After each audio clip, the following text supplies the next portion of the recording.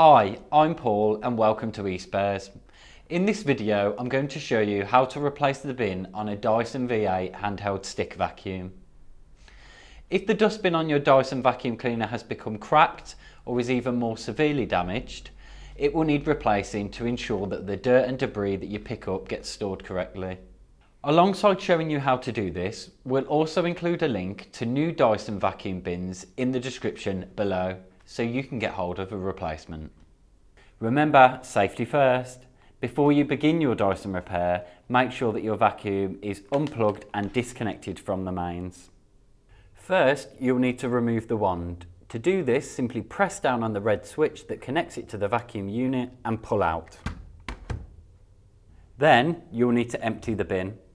Hold the vacuum firmly and pull the red lever at the top of the vacuum. The cyclone will lift up to a certain point. You will then need to pull the red lever up again to release and empty the bin. So make sure you have the vacuum's bin positioned over a waste bin as you do this. Next, you'll need to remove the cyclone. You will be able to see two red buttons behind the cyclone, one on either side. Push one of these buttons in to release the cyclone, then pull the cyclone up and out. Now it's time to remove the bin, remembering that the lid needs to remain open to do this. Now you just need to push the red clip at the bottom of the bin and then pull the bin away.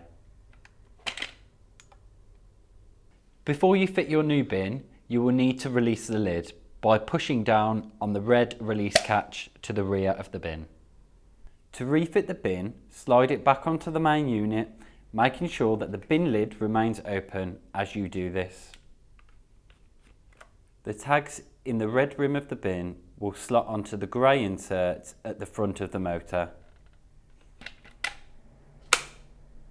You will then need to reattach the cyclone, ensuring that the bin lid is still open as you do so. Make sure that the rails on the cyclone fit into the slots on the vacuum.